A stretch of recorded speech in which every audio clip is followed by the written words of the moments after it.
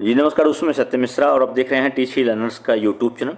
EVS या जिसको पर्यावरण अध्ययन बोलते हैं उसका प्रैक्टिस सेट नंबर 5 है दोस्तों, जो कि आपके सीटेट एग्जाम जो आपका जुलाई मंथ में कंडक्ट होने वाला है उसके लिए महत्वपूर्ण है।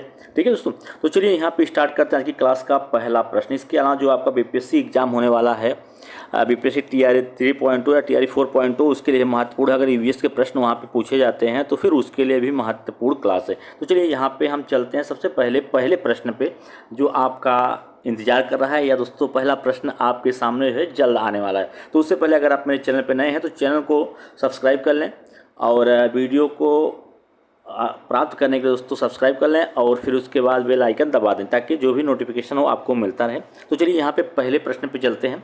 पहला प्रश्न आपके सामने स्क्रीन पे पिछले एग्जाम्स में पूछे गए दोस्तों। ये आपकी परीक्षाओं में 2016 2019 ऐसे प्रश्न ये पूछे गए हैं। ठीक है, तो चलिए यहाँ पे इस प्रश्न के बारे में देखते हैं। क्या पूछ रहा है कि दुर्गा एक गांव में रहती है और चूल्हा पर खाना बनाती है और लकड़ी और गोबर की उपली को ईंधन के रूप में इस्तेमाल करती है। वह पिछले 3 महीनों से गंभीर खांसी से पीड़ित है। यह के कारण हो सकता है। तो ऑप्शन दे रखा है कि जलते हुए ईंधन के द्वारा उत्पादित कार्बन मोनोऑक्साइड जो उसके श्वसन मार्ग में जमा हो गया है, ईंधन को जलाने से उत्पन्न धुआं जो उसके श्वसन पथ में जमा हो गया है, या ईंधन को जलने से उत्पन्न धुआं उसकी एलर्जी का कारण हो सकता है। चौथा ऑप्शन दे रखा है कि प्रौढ़ अवस्था और उसकी झोपड़ी के अंदर और बाहर का प्रदूषण। तो महत्वपूर्ण दोस्तों कि जो दुर्गा है एक गांव में रहती हैं और चूल्हा पर खाना बनाती हैं, लकड़ी और गोबर के उपली का इस्तेमाल जो है खाना बनाने के लिए करते हैं और 3 महीने से गंभीर खांसी से पीड़ित है। तो कारण दोस्तों बता दें आप सभी को, जलते हुए ईंधन के द्वारा वहाँ पे कार्बन मोनोऑक्साइड जो गैस है वो उत्पादित हो रही है, जिसके कारण जो उनके श्वसन मार्ग में जमा हो गई, जिसके कारण उन्हें 3 महीने से गंभीर खांसी आ रही। ठीक है, तो बता दें आप सभी को कि कार्बन मोनोऑक्साइड जो होता है सबसे गंभीर वायु प्रदूषकों में से एक है। यह एक रंगहीन और जहरीली गैस है जो जीवित प्राणियों के लिए अत्यधिक जहरीली होती है, और क्योंकि यह जो होती है यह अंगों और ऊतकों को ऑक्सीजन वितरण के अवरोध करती है दोस्तों, जिससे वह बाधित होती है। ठीक है, तो इस कारण से कार्बन मोनोऑक्साइड उसके श्वसन तंत्र में जमा हो गया है, जिस कारण उसे इस दिक्कतों का सामना करना पड़ रहा। तो इस प्रश्न का राइट जवाब ऑप्शन नंबर फर्स्ट इसका राइट जवाब होगा। चलिए अगले प्रश्न पे चलते हैं। प्रश्न संख्या नेक्स्ट है कि रेड डेटा बुक में किसकी सूची शामिल है। ऑप्शन है पौधे और जानवरों की लुप्तप्राय प्रजातियां, विलुप्त जानवर और पौधे, विदेशी पौधे और पक्षी, पौधे और जानवरों की दुर्लभ प्रजातियां। तो यहाँ पे रेड डेटा बुक के बारे में प्रश्न पूछा है कि रेड डेटा बुक, सबसे पहले आप जानिए कि रेड डेटा बुक होता क्या है। बता दें आप सभी को, रेड डेटा बुक को रेड लिस्ट या लाल सूची के नाम से भी जाना जाता है। यह पशुओं, पौधों आदि के दुर्लभ और लुप्त प्राय प्रजातियों का विवरण देने वाली एक प्रकार से दस्तावेज है, और यह कवक के साथ साथ कुछ स्थानीय उप प्रजातियों से भी संबंधित है जो राज्य या देश के क्षेत्रों के भीतर मौजूद हैं। तो कहने का मतलब है कि रेड डेटा बुक जो होता है उसमें पौधे और जानवरों की जो लुप्त प्राय प्रजातियां होती हैं उनके बारे में विवरण होता है। तो इस प्रश्न का राइट जवाब ऑप्शन नंबर फर्स्ट होगा। दोस्तों ये भी प्रश्न आपके पिछले परीक्षाओं में पूछे गए हैं, PYQ है। ठीक है, और महत्वपूर्ण है। ठीक है, आगे भी पूछे जा सकते हैं। चलिए अगले प्रश्न पे चलते हैं। प्रश्न संख्या नेक्स्ट है। यहाँ पे प्रश्न है दोस्तों कि घटपर्णी एक ऐसा पौधा है जो मेढकों, कीड़ों और यहाँ तक कि चूहों को भी फंसाकर खा जाता है। हमारे देश में यह पौधा जो है पाया जाता है अरुणाचल प्रदेश, मेघालय, असम, उड़ीसा। तो घटपर्णी पौधा जो है कहाँ पाया जाता है बता दें आप सभी को। सबसे पहले आप जान लीजिए कि पौधा जो है वो भारत में ऑस्ट्रेलिया, इंडोनेशिया और मेघालय में पाया जाता है। भारत में जो है मेघालय में, ऑस्ट्रेलिया और इंडोनेशिया में पौधा जो है वो पाया जाता है। इस प्रश्न का राइट जवाब दोस्तों आपको मिल गया कि जो घटपर्णी पौधा होता है कहाँ पाया जाता है, मेघालय में पाया जाता है। यह दोस्तों करता क्या है, यह मेढक, कीड़े मकोड़ों यहाँ तक कि चूहों को भी फंसा के खा जाता है। और इसका आकार जो होता है घड़े के, एक इसका आकार समझो दोस्तों एक घड़े का नुमा का इसका आकार होता है, और इसमें दोस्तों एक प्रकार से गंध निकलती है जो चूहे, कीड़े मकोड़ों को अपनी तरफ आकर्षित करती है, और जब इसके पास आ जाते हैं तो फिर इसको फंसा के उसका सेवन कर लेती है। ठीक है, चलिए अगले प्रश्न पे चलते हैं। प्रश्न संख्या नेक्स्ट है कि निम्नलिखित में से कौन सा पेट्रोलियम से प्राप्त नहीं होता है। वैक्स, ग्रीस, कोयला, डीजल। तो इसमें से पेट्रोलियम से न प्राप्त होने वाली कौन सी चीज़ है? तो बता दें आप सभी को कि यहाँ पे कोयला जो है वो पेट्रोलियम से प्राप्त नहीं होती है। पेट्रोलियम को कच्चे तेल से निकाला जाता है। कच्चे तेल के प्रभावी आसवन की मदद से न केवल पेट्रोलियम बल्कि बड़ी संख्या में उत्पादों का भी निष्कर्षण किया जाता है। पेट्रोलियम के उत्पाद में पैराफिन, मोम, बिटुमिन, ओगन तेल आदि शामिल होते हैं। जबकि दोस्तों यहाँ पर हम बात करें पेट्रोलियम से प्राप्त नहीं होता है, तो कोयला जो होता है पेट्रोलियम से प्राप्त नहीं होता है। यह अच्छा ईंधन है। ईंधन अगर बात करें हम तो ईंधन घरेलू और औद्योगिक उद्देश्यों के लिए ऊर्जा के स्रोत मुख्य रूप में लकड़ी, काष्ठ, कोयला, पेट्रोलियम, केरोसिन आदि होते हैं जो कि ऊर्जा उत्पादन करने का काम करते हैं। तो इसमें मुख्य रूप से बात करें तो पेट्रोलियम जो होता है उससे प्राप्त नहीं होता है, तो कोयला पेट्रोलियम से प्राप्त नहीं होता है। चलिए यहाँ पे चलते हैं अगले प्रश्न पे। एक छात्र ने 2 बक्से तैयार किए हैं। पहले बक्स में सूरज, पानी और हवा के नाम वाली पर्ची डाली गई थी, जबकि दूसरे में कोयला, पेट्रोलियम और प्राकृतिक गैसों के नाम वाली पर्ची जो है डाली गई थी। पहले बक्स का क्या नाम होगा? प्राकृतिक संसाधन, गैर नवीनीकरण संसाधन, निम्नीकरण संसाधन या मूल संसाधन? तो पहले बक्से में जो है क्या डाला गया है? सूरज, पानी और हवा, जो कि सभी क्या दोस्तों प्राकृतिक संसाधन है। तो उसी के बारे में पूछा जा रहा है कि पहले बक्से में जो पर्चा डाला गया पहला बक्सा का नाम क्या होगा? तो प्राकृतिक संसाधन होगा, क्योंकि सभी क्या है? सूरज, पानी, हवा सभी प्राकृतिक संसाधन है। प्राकृतिक संसाधन क्या होता है? प्राकृतिक संसाधन वे वस्तुएं हैं जो प्रकृति से प्राकृतिक रूप में उपलब्ध होती हैं। प्राकृतिक संसाधन नवीनीकरण या गैर नवीनीकरण दोनों प्रकार के होते हैं। नवीनीकरण वे संसाधन हैं जो समय के साथ खुद को नवीनीकृत कर सकते हैं। इनमें वन, पवन, जल और सौर ऊर्जा जैसे संसाधन शामिल हैं। वहीं अगर हम बात करें कि गैर निम्नीकरण में, तो गैर निम्नीकरण संसाधन वे संसाधन हैं जो कि नवीनीकृत नहीं किए जा सकते हैं और अस्थायी होते हैं, जैसे कोयला, पेट्रोलियम और प्राकृतिक गैस। चलिए अगले प्रश्न पे।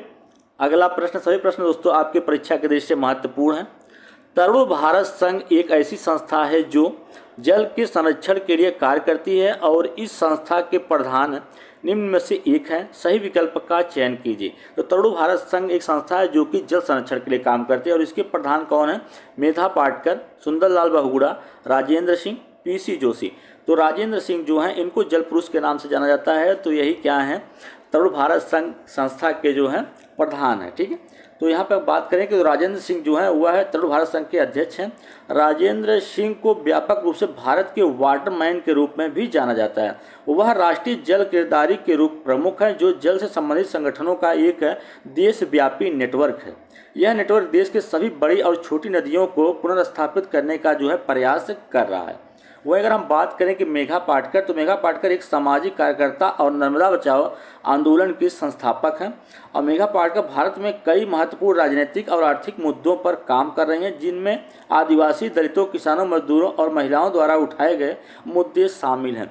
सुंदरलाल बहुगुणा कौन है? तो सुंदरलाल बहुगुणा एक प्रसिद्ध पर्यावरणविद हैं। वह भारत में चिपको आंदोलन के नेता भी हैं। चलिए दोस्तों अगले प्रश्न पर चलते हैं। प्रश्न संख्या नेक्स्ट है। यहाँ पूछा है कि भारत में अवस्थित होने वाला पहला राष्ट्रीय उद्यान है। नामदफा राष्ट्रीय उद्यान, कार्बेट राष्ट्रीय उद्यान, दुधवा राष्ट्रीय उद्यान या गुइंडी राष्ट्रीय उद्यान, गुइंडी। ठीक है, तो इसमें से भारत में अवस्थित होने वाला पहला राष्ट्रीय उद्यान कौन सा? भारत में अवस्थित होने वाला जो पहला राष्ट्रीय उद्यान है वो कार्बेट राष्ट्रीय उद्यान है। कौन सा? कार्बेट राष्ट्रीय उद्यान जो है भारत में अवस्थित होने वाला पहला राष्ट्रीय उद्यान है और जिसे पूर्व में हेली नेशनल पार्क के नाम से भी जाना जाता है। दोस्तों कभी पूछ लेता है कि कार्बेट नेशनल पार्क जो है उसको पूर्व में किस नाम से जानते थे? तो हेली नेशनल पार्क के नाम से भी इसको जाना जाता था। ठीक है, चलिए अगला प्रश्न आपके सामने दोस्तों यहाँ पे स्क्रीन पे आ चुका है। अगला प्रश्न क्या पूछ रहा है? वे व्यक्ति जो वनों में कम से कम 25 वर्षों से रह रहे हैं उनका वन भूमि और उसमें होने वाली उपज पर अधिकार हो जाता है। यह अधिनियम कहाँ से लिया गया?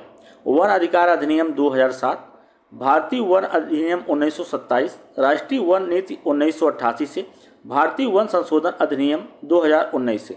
तो वे व्यक्ति जो वनों में कम से कम 25 वर्षों से रह रहे हैं उनका उस भूमि और उसमें होने वाले उपज पर पूरा अधिकार हो जाता है। तो यह अधिनियम कहाँ से लिया गया है? तो आप जान लीजिए कि दोस्तों यह जो है भारत सरकार ने हमारे पर्यावरण की रक्षा के उद्देश्य से विभिन्न अधिनियम और विधायिका जो है वो बनाई है। उसमें से वन अधिकार अधिनियम दोस्तों ऐसा अधिकार है, वन अधिकार अधिनियम 2007 ऐसा अधिकार है कि जिसमें दोस्तों वे व्यक्ति जो वनों में कम से कम 25 वर्षों से रह रहे हैं उनका वन भूमि और उसमें होने वाली उपज पर पूरा पूरा अधिकार हो जाता है।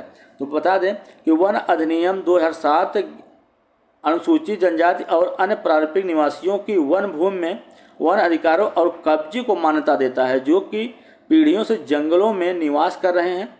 जो लोग कम से कम 25 वर्षों से जंगल में रह रहे हैं उन्हें वन भूमि पर अधिकार है और उन पर उनका उगाया गया पूरा अनाज भी उनका है। उन्हें जंगल से नहीं निकाला जाना चाहिए। जंगल की सुरक्षा का काम उनकी ग्राम सभा का करना चाहिए। तो इस प्रश्न का राइट जवाब ऑप्शन नंबर फर्स्ट इसका राइट जवाब है। चलिए अगले प्रश्न पे।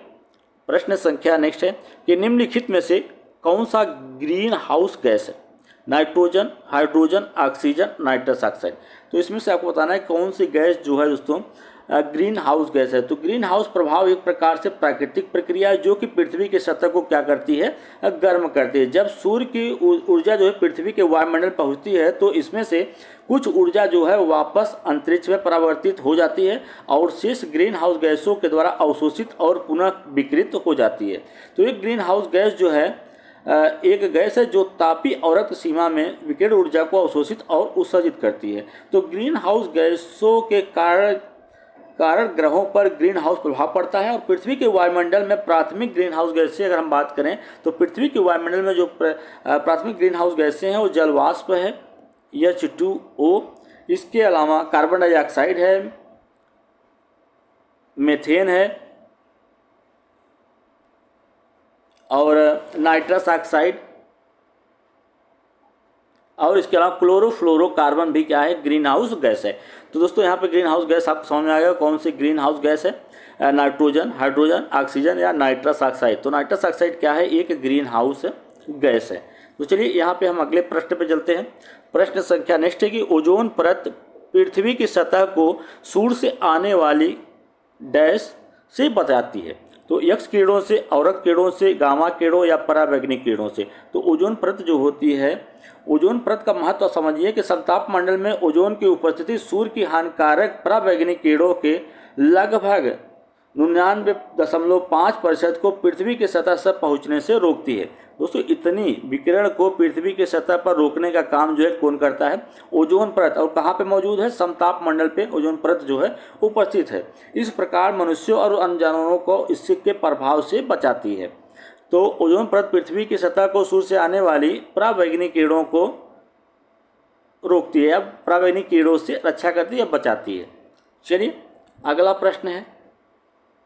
प्रश्न संख्या नेक्स्ट है कि एक परिवार एक इकाई है जिसमें एक माँ, पिता और उसके 2 बच्चे होते हैं। यह कथन है गलत है क्योंकि कई तरह के परिवार और कोई परिवार को एक ही प्रकार के रूप में वर्गीकृत नहीं कर सकता है। ऑप्शन सेकंड है सही है क्योंकि यह आदर्श पारिवारिक आकार है। थर्ड है क्योंकि यह सभी भारतीय परिवारों की तरह है। गलत है क्योंकि कथन में यह निर्दिष्ट होना चाहिए कि बच्चे जैविक हैं। तो एक परिवार एक क्या होती है, परिवार एक इकाई होती है जिसमें माता पिता और बच्चे होते हैं। कथन कैसा है बता दें आप सभी को कि परिवार एक समूह है जिसमें 2 माता पिता और उनके बच्चे एक इकाई के रूप में साथ साथ रहते हैं। तो एक या दो माता पिता और किसी भी संख्या में बच्चे के साथ विभिन्न प्रकार के परिवार हो सकते हैं। इसलिए परिवार को सिर्फ एक प्रकार से डिफाइन या परिभाषित कर देना बिल्कुल गलत होगा। तो यहाँ पे कहा गया है ना ऑप्शन नंबर 1 में कि गलत है क्योंकि कई तरह के परिवार हैं और कोई भी परिवार को एक ही प्रकार के रूप में वर्गीकृत नहीं कर सकता है। तो चलिए दोस्तों यहाँ पे अगले प्रश्न पे। प्रश्न संख्या नेक्स्ट है कि ताजमहल के पीला करने के लिए इनमें से कौन जिम्मेदार है, nitrogen dioxide, sulphur dioxide, sulphur या क्लोरीन। तो ताजमहल के पीले होने का कारण जो है कौन सा जिम्मेदार है, सल्फर डाइऑक्साइड जो है ताजमहल के पीले होने का कारण है। तो सल्फर डाइऑक्साइड होता क्या है, एक रंगहीन गैस है। यह वायु प्रदूषण के लिए जिम्मेदार जहरीली गैस है। यह प्राकृतिक रूप से ज्वालामुखी गतिविधियों द्वारा उत्पादित होता है, जारी होता है। और बता दें आप सभी को सल्फर डाइऑक्साइड जो है मनुष्य मानव निर्मित स्रोत जो है जीवाश्म ईंधन है। ये मानव निर्मित स्रोत के द्वारा भी उत्पन्न होता है जो जीवाश्म ईंधन है। यह पदार्थों के साथ साथ आसानी से प्रक्रिया करके हानिकारक यौगिक जैसे सल्फ्यूरिक एसिड, सल्फ्यूरस एसिड आदि बनाता है। ताजमहल सल्फर डाइऑक्साइड के साथ के कारण ही पीला हो रहा है। यह अम्लीय वर्षा का कारण बनता है जो ताजमहल के संगमरमर के साथ साथ प्रक्रिया करके और इसे क्या करता है, नुकसान पहुंचाता है। तो सल्फर डाइऑक्साइड का बढ़ा हुआ स्तर आगरा में स्थापित बड़ी संख्या में बिजली संयंत्रों और उद्योगों के कारण है। जो आगरा में दोस्तों इसकी मात्रा जो बढ़ रही है वो वहाँ पे स्थापित किए गए बिजली संयंत्र और जो उद्योग धंधे वहाँ पे लगाए गए हैं वो मेन कारण है सल्फर डाइऑक्साइड की मात्रा बढ़ने का। चलिए अगले प्रश्न पे, प्रश्न संख्या नेक्स्ट है। यहाँ पूछा है कि निम्नलिखित में से कौन सा 1984 की भोपाल गैस त्रासदी का सटीक वर्णन करता है। ऑप्शन एक है कि संपीड़ित प्राकृतिक गैस से सीएनजी संयंत्र में विस्फोट, रसोई गैस सिलेंडर एलपीजी गोदाम में विस्फोट, क्षेत्रीय स्तर पर बीमारी फैला रहे चूहों को मारने के लिए एक जहरीली गैस का उत्पादन, कीटनाशक का उत्पादन करने वाली एक संयंत्र में जहरीली गैस का रिसाव। तो 1984 की घटना है जिसे भोपाल गैस त्रासदी कहा जाता है। तो उसका सटीक वर्णन इसमें से कौन सा कर रहा है, जान लीजिए कि भोपाल आपदा जिसे भोपाल गैस त्रासदी भी कहा जाता है, भारत के मध्य प्रदेश के भोपाल में यूनियन कार्बाइड इंडियन लिमिटेड संयंत्र में 2 से 3 दिसंबर 1984 की रात को एक गैस का रिसाव यह दुर्घटना घटित हुई। और इसी जिसे इतिहास में दोस्तों औद्योगिक आपदा को इतिहास में दुनिया के सबसे भीषण आपदा जो है इसे माना जाता है। इसमें आपको बता दें कि 50,000 से भी अधिक लोग जो हैं मेथाइल आइसोसाइनाइड गैस के संपर्क में आए थे और उनको काफ़ी नुकसान पहुंचा था। ठीक है, तो ये बता दें आप सभी को कि यहाँ पे कीटनाशक का उत्पादन करने वाले संयंत्र से जहरीली गैस का यहाँ पे रिसाव हुआ था। तो इस प्रश्न का राइट जवाब ऑप्शन नंबर 4 है। चलिए अगले प्रश्न पे, प्रश्न संख्या नेक्स्ट है कि निम्नलिखित में से किस गैस का भूमंडलीय तापन या ग्लोबल वार्मिंग में सर्वाधिक योगदान है। Carbon dioxide, chlorofluorocarbon, nitrous oxide या मीथेन, सभी क्या है दोस्तों ग्रीन हाउस गैसें हैं। तो इन ग्रीन हाउस गैसों में से भूमंडलीय तापन में सर्वाधिक योगदान किसका है। तो भूमंडलीय तापमान में कार्बन डाइऑक्साइड का सर्वाधिक योगदान है दोस्तों। इस प्रश्न का राइट जवाब ऑप्शन नंबर 1 है कि कार्बन डाइऑक्साइड जो है भूमंडलीय तापन में सर्वाधिक योगदान दे रहा है। भूमंडलीय तापन पृथ्वी के तापमान में एक क्रमिक क्या है, वृद्धि है। और हरित गृह प्रभाव में उष्मा ग्रीन हाउस गैसों के कारण पृथ्वी की सतह के निकट जो है वो फंस जाती है और उष्मा बाहर नहीं निकलती, जिसकी पृथ्वी का जो तापमान बढ़ जाता है उसे ही ग्लोबल वार्मिंग कहा जाता है। तो ग्लोबल वार्मिंग के लिए सबसे जिम्मेदार जो गैस है वो कार्बन डाइऑक्साइड है। अगर यहाँ पे सिर्फ फार्मूला लिखा होता CO2 तो दोस्तों यही उसका फार्मूला भी है। तो ग्रीन हाउस गैसें जान लीजिए कौन कौन सी होती हैं, carbon dioxide, methane, nitrous oxide, hydrochlorofluorocarbon और CFC होता है। इसके अलावा सल्फर हेक्साफ्लोराइड होता है। तो सभी क्या होती हैं,